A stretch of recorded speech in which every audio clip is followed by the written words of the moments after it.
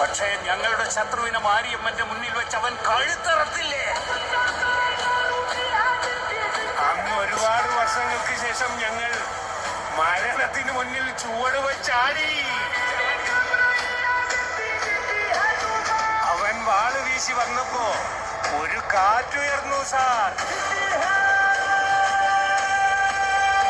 ആ കാറ്റിന് ആറാച്ചിയിലുള്ള എല്ലാവരുടെയും ജീവശ്വാസമാണ്.